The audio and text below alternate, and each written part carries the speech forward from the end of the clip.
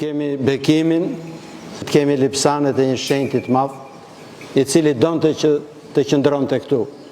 Madje në jetën e tij tregohet që kur donin të vinin dhe ta merrnin lipsanin, lipsani u rëndua aq shumë sa nuk mund ta ngrinin dot. Si shenjë që shenjti donte qëndronte në këtë vend. Prandaj edhe kemi një bekim të madh. Sot ne përkujtojmë një shenjë dhe një martir. E martirët janë shumë të rëndësishëm në jetën tonë. Martir duhet jetë çdo krishter. Martir nuk do thot vetëm thjesht japësh jetës. Kuptimi i parë i fjalës martir është për të dëshmuar. Gjë që do thot gjithë secili nga ne duhet dëshmoj për besimin edhe tek të tjerët. Sepse jeta jon duhet jetë një dëshmi, që do thot do jetë një martir. Nëse ne humbasim idenë e martirit, kemi humbur idenë dhe të besimit tonë. Zoti na do që të gjithë ne të dëshmojmë për besimin tonë. Sepse njerëzit, duke parë besimin tonë, atëherë dhe ata ndoshta do ta njohin Perëndin. Përndryshe do ndodhi e kundërta. Është një histori shumë e bukur nga jeta e shën Nikodhimit, martir në Berat, i cili ndoshta ju jetën e keni dëgjuar, po do të them vetëm 2-3 gjëra të vogla. U kthye nga i krishterë u bë mysliman. Sepse kisha nuk e lejoj që të martohet për herë të katër.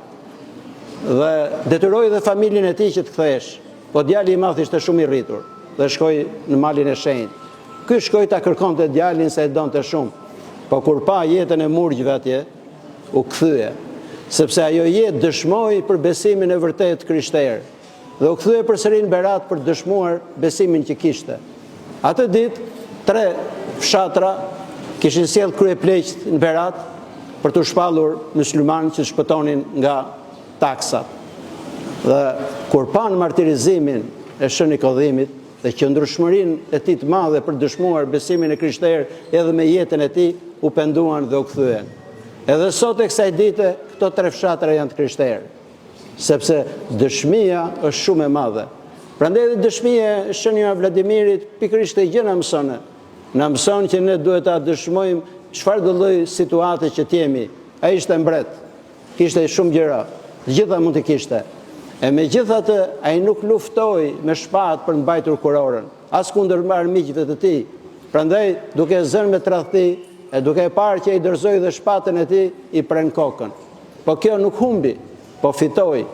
Fjalët e Zotit në Ungjil që duken si paradoks, kur thot, ai që do fitoj jetën e tij do e humbas.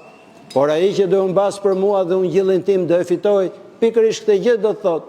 Në sytë e botës, ndoshta jeta e këtij duket si humbje. Humbi gjithçka. Humbi bretërinë, humbi jetën, por nuk e humbi, e fitoi, sepse ai dëshmoi për Zotin. Dhe çdo njeri që dëshmon për Zotin, sado vuajtje të ketë, e sado padrejtësi që t'i bëjnë, përsëri ai e ka fituar. E ka fituar se ka fituar Zotin. Sigur gjithë botën të fitojmë. Nëse humbasim shpirtin, nuk do kemi ndonjë dobi. E këto janë fjalë që i thot vetë Zoti. Çfarë do jepnin në këmbim të shpirtit? Prandaj dhe jeta e martirëve nuk duhet të jetë vetëm thjesht njohje nga ana historike, por duhet të jetë një thirrje për jetën tonë, një frymëzim për ne. Shenjtorët u modeluan duke pasur Krishtin në sytë e tyre. Dhe ne i kujtojmë jetët e shenjtorëve pikërisht për të modeluar sipas tyre. Ata janë modeli janë, nuk janë modelet e tjera. Për fatin tonë të keq, sot modelet kanë ndryshuar. Nuk janë më model shenjtorët. Madje as dietarët, as njerëzit e mëdhej. Modeli është shumë i rëndësishëm dhe çdo prind në shtëpi duhet të jetë një model, sepse nëse nuk do jetë model vetë ai, as fëmijët nuk do edukohen dot. Ne dëshmojmë më tepër me anë të sjelljeve dhe jetës tonë se sa me të fjalëve. Madje kur këto nuk përputhen me njëra tjetrën, mund t'japin frutin e kundërt. Nëse dikush flet me fjalë, flet për drejtësinë, flet për dashurinë për tjerët, flet për që të jetë i drejtë dhe i devotshëm, dhe jeta e tij nuk vërtetohet nga kjo gjë, ai mund t'japi efektin e kundërt. Edhe në familje, nuk mund të edukohet një fëmijë, ti themi mos gënjejmë nëse ai shikon prindërit duke gënjur. Nuk mund t'i themi fëmijëve që mos vjedhni nëse shikon prindërit duke vjedhur. Gjithë jeta jonë është një dëshmi, e ky është martirizimi. Prandaj dhe martirët janë shumë të vlerësuar në qiell dhe nga Zoti, sepse ata dëshmojnë me jetën e tyre për Jezu Krishtin. Dhe kulmi i martirizimit, padyshim ka qenë martirizimi me gjak, kur të krishterët dhanë dhe jetën e tyre për të ruajtur besimin. Sot nuk ju kërkohet njerëzve për dhënë jetën, po të gjithëve na kërkohet ne që të dëshmojmë me jetën tonë.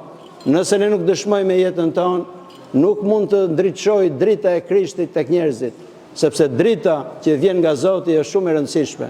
Një shenjtor i madh thotë të fjalë: hiqet dritën e Krishtit nga një njeri dhe jeta e tij bëhet një ferr.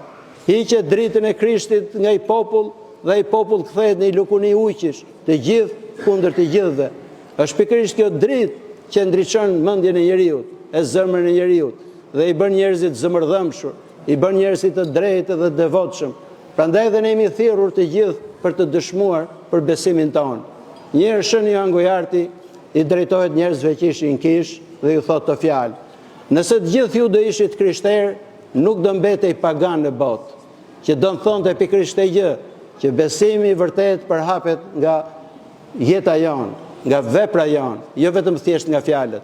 Prandaj do doja këtë ditë që gjithë secili nga ne le të meditoj pak për martirizimin e Shën Ioan Vladimirit.